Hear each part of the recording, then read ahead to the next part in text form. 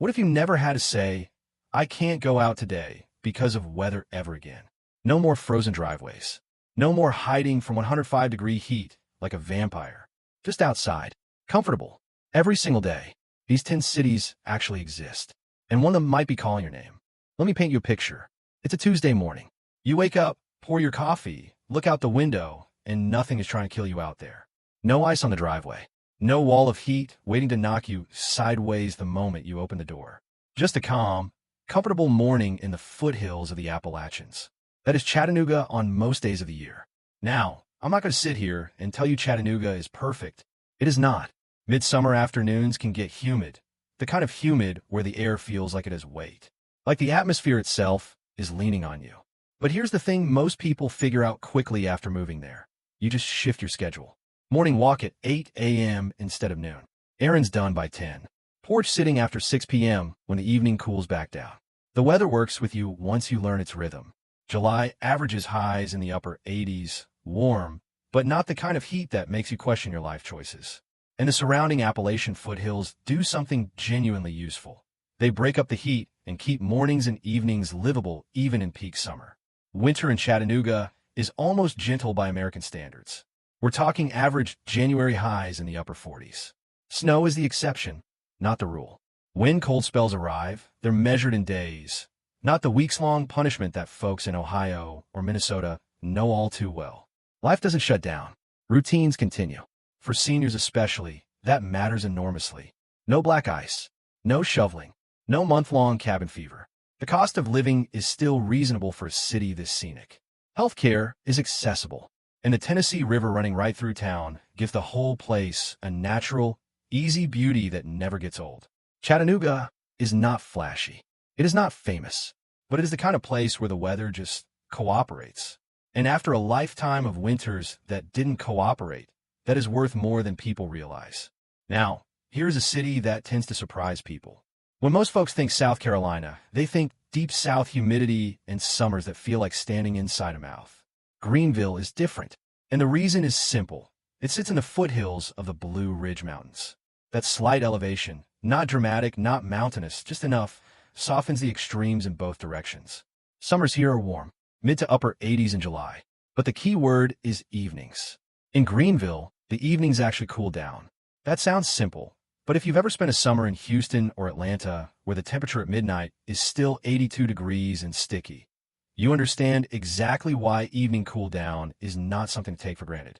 In Greenville, you can sit on the porch after dinner in July and feel human again. That changes everything. What really sets Greenville apart is how balanced the year feels. You get 4 actual seasons here. Spring arrives gently and stays. Fall puts on a show. The Blue Ridge foothills turn colors in a way that would make a painter emotional.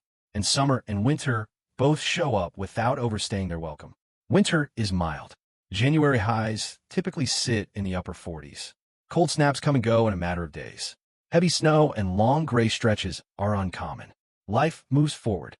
For seniors who have spent decades in harsh northern climates and are trying to decide where to land, Greenville offers something quietly valuable.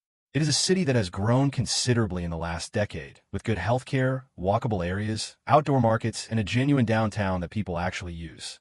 Not just on weekends. On ordinary Tuesdays, the weather here does not ask much of you. And at a certain point in life, that is exactly what you want from a place. Some cities make noise. Roanoke just quietly gets it right. Tucked into the Blue Ridge Mountains of southwestern Virginia, Roanoke is the kind of place that doesn't show up on many best cities lists, and yet the people who live there tend to stay for decades. Once you understand the climate, you start to understand why. Summers in Roanoke peak in the mid-80s. Not the low 80s of a mountain resort, but also nothing close to the punishing heat of Richmond or Charlotte. The mountains surrounding the city do real work here. They interrupt air masses, prevent the worst humidity from settling in, and keep mornings and evenings genuinely comfortable even through July and August. You could take a morning walk in Roanoke in late July and not feel like you're being slowly steamed. Winter arrives with manners. January afternoons typically reach the upper 40s. Nights dip near freezing, yes, but this is Virginia, not Vermont. Snow happens occasionally, and when it does, it's usually the pretty kind that melts in a day or two rather than the kind that sits around turning gray and miserable for 3 weeks. Routines continue. Life moves forward. What Roanoke offers that a lot of people underestimate is the feeling of actual seasons without the suffering that usually comes attached to them. You get fall foliage that rivals anything in New England. You get spring that feels like a genuine arrival. You get summer evenings on a porch and winter afternoons that are cool, but not cruel. For seniors looking for a slower pace, accessible healthcare, and outdoor beauty without brutal weather, Roanoke checks boxes that far more famous cities miss entirely. It's not glamorous. It won't impress people at dinner parties, but it will let you go outside comfortably for most of the year. And honestly, that is the whole game. 2 Virginia cities on one list. I know, but bear with me, because Charlottesville earns its spot in a completely different way than Roanoke. Where Roanoke is quiet and tucked away, Charlottesville has a certain energy to it. University of Virginia sits right in the heart of the city. There are good restaurants, a lively downtown mall, cultural events, and a population that tends to be engaged and active. It's the kind of place where you can have a genuinely stimulating life, and the weather cooperates enough to let you actually live it. Summers here are warm, upper 80s at the peak, but the surrounding hills and the slightly elevated terrain keep evenings noticeably cooler than much of the South. That evening cool down is Charlottesville's quiet superpower. You can have dinner on an outdoor patio in July and feel comfortable the whole time. No racing back inside. No fan blowing hot air around. Just a pleasant summer evening, the way summer evenings are supposed to feel. Winter is moderate. Upper 40s in the afternoons for most of January. Nights near freezing. Snow happens, maybe a handful of times a year, but rarely the heavy, lingering kind that disrupts life for days. Most winter weather in Charlottesville clears out quickly and daily routines resume without drama. What makes Charlottesville feel special is how gradual the seasons are. Spring and fall don't disappear between cold and hot like they do in so many American cities. They linger. They give you time to actually enjoy them. And that gradual rhythm makes the entire year feel more livable. The trade-off is cost. Housing here runs noticeably higher than comparable Virginia towns. The desirability of the place has pushed prices up. But people keep paying those prices, and that tells you something about what a genuinely comfortable, well-balanced climate is actually worth. All right, now we're getting somewhere interesting. Asheville has become one of the most talked about cities in the entire country over the last decade, and the climate is a big part of why. Sitting in the Blue Ridge Mountains at roughly 2,100 feet of elevation, Asheville runs measurably cooler than the rest of the Southeast. And when you're talking about summer comfort, that elevation difference is not a small thing. It is the whole thing. Average summer highs in Asheville sit in the low 80s. Now compare that to Charlotte, just 2 hours east, where summer highs push in the mid-90s and the humidity wraps around you like a warm, wet blanket. In Asheville, summer mornings are genuinely comfortable. Evenings cool down quickly and reliably. Many days, you don't even think about air conditioning. You just go outside and live your life. That is rarer than it sounds in the American Southeast. Winter is present but restrained. Typical January afternoons reach the upper 40s. You'll see frost. You'll see occasional snow. Asheville gets more of it than the lower elevation cities around it. But long, grinding ice seasons are not the Asheville story. Cold weather arrives, stays briefly, and releases its grip.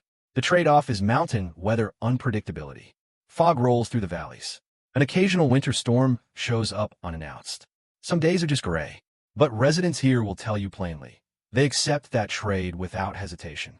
Because what they get in return is one of the only places in the entire eastern United States where you could be genuinely comfortable outdoors in both July and January.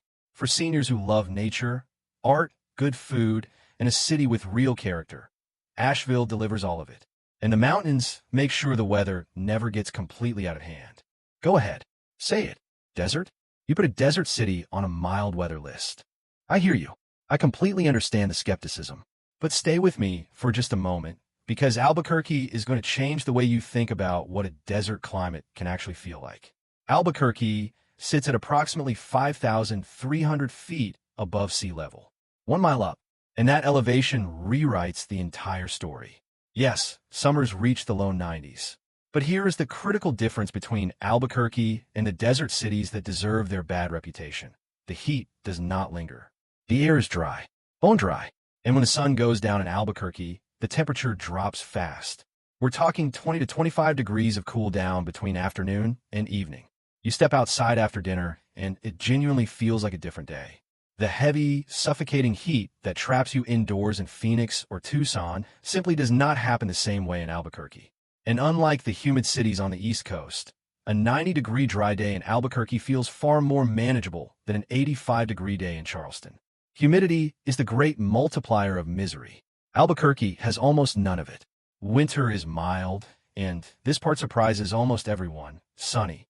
January daytime highs often reach the upper 40s to low 50s. Nights dip below freezing, yes. Light snow comes and goes quickly.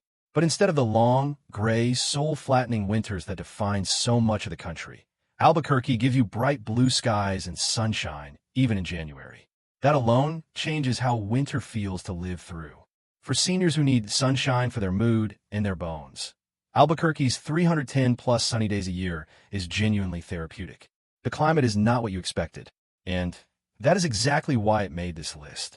Eugene operates on a completely different philosophy of mild weather than everything we've talked about so far. No mountains doing the heavy lifting here. No desert elevation tricks. Eugene's climate comes straight off the Pacific Ocean, and what the Pacific delivers is consistency.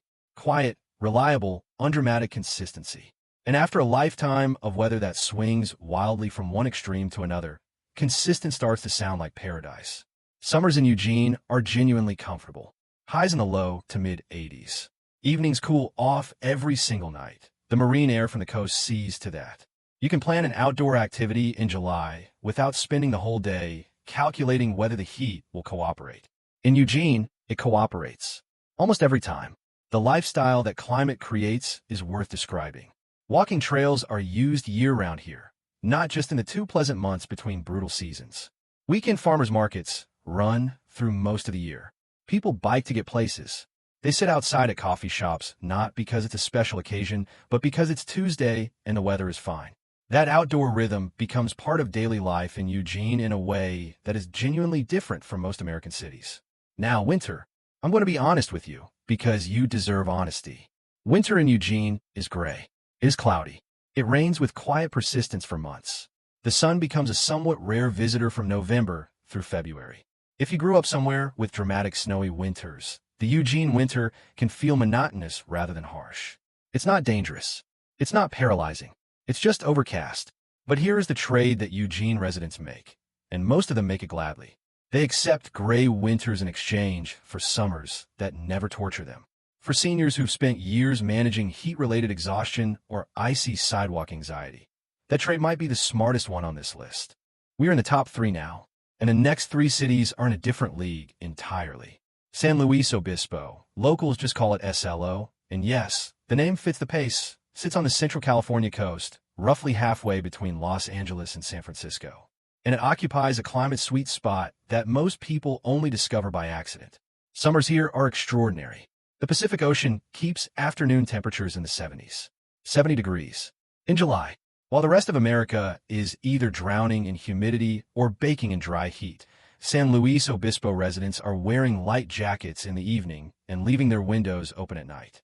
The ocean breeze is not a bonus feature. It's the whole system, working exactly as nature intended. And unlike some coastal California cities where the fog sits so thick and cold that summer never quite arrives, SLO gets genuine sunshine. The ocean influence moderates the heat without eliminating the warmth. It is the climate equivalent of someone finally getting the thermostat exactly right. Winter is barely winter at all. Afternoon temperatures commonly reach the mid-60s. Mornings are cool and crisp. Frost is rare. Heavy weather is rare. You can walk the downtown plaza in January in a light jacket and feel completely fine about life. What makes SLO special beyond the numbers is how the climate shapes daily life. Farmers markets run year-round and people actually attend them. Not because it's a novelty, but because going outside in January in San Luis Obispo is a reasonable and pleasant choice. The outdoor restaurants aren't just summer features. They're how the restaurants operate. The honest trade-off is housing cost. It is expensive. California is expensive, and SLO is desirable enough to push prices further. But for seniors who can make the numbers work, this is one of the rare places where the climate genuinely delivers everything it promises. I need you to set aside everything you think you know about Arizona, just for a moment, because when most people hear Arizona, their brain goes directly to Phoenix. Triple-digit summers. Heat that radiates up from the pavement. Sun so intense it feels personal. And they write off the entire state as somewhere humans were never meant to live from June through September. Prescott sits at over 5,400 feet of elevation. And that elevation doesn't just nudge the climate in a better direction. It fundamentally transforms it. Summer highs in Prescott reach the upper 80s. Not 108, not 114. The upper 80s, with dry air and afternoons that cool rapidly as the sun drops. Mornings in Prescott in July are legitimately pleasant. Coffee on the porch pleasant. Morning walk without a crisis pleasant. The kind of summer morning that makes you feel like a person who has figured something out that the rest of Arizona hasn't. Winter is cool, but brief. Daytime temperatures typically hit around 50 degrees. Cold nights, occasional light snow that usually disappears within a day or two. And then it's sunny again. Because Prescott gets sunshine the way Arizona knows how to do sunshine. Abundantly, reliably, and in a way that makes winter feel seasonal rather than punishing. What stands out most about Prescott is how normal outdoor life stays throughout the year. Morning walks, downtown square events, coffee patios, weekend hiking. These aren't seasonal luxuries. They're Tuesday activities. The climate allows routines to hold steady instead of constantly forcing adjustments. There is one honest caution. Wildfire smoke during late spring and early summer can occasionally affect air quality for brief stretches. It doesn't define the season, but it's worth knowing. For seniors especially, Prescott has become something of a quietly beloved discovery. The pace is relaxed, the community is tight-knit, and the weather, unlike most of Arizona, is genuinely on your side most of the year. And here we are, the city this entire list has been quietly walking toward. Santa Barbara sits in a position that seems almost deliberately designed for human comfort. The Santa Ynez Mountains rise to the north. The Pacific Ocean stretches to the south. And between those two natural forces, the temperature barely moves. It just stays comfortable, month after month, season after season. Summer afternoons in Santa Barbara average in the low to mid-70s, with a light ocean breeze. While the rest of America negotiates with heat waves and humidity emergencies, Santa Barbara residents are debating whether they need a light sweater for the evening. That is not a weather report. That is a lifestyle. And winter, if you can even call it that, sees afternoon temperatures in the mid-60s. Mornings are cool. Frost is genuinely uncommon. The kind of hard freeze that locks people indoors and makes sidewalks dangerous simply does not happen here with any regularity. January in Santa Barbara feels like a pleasant April afternoon in most of the country. What that climate produces in daily life is remarkable and worth describing slowly.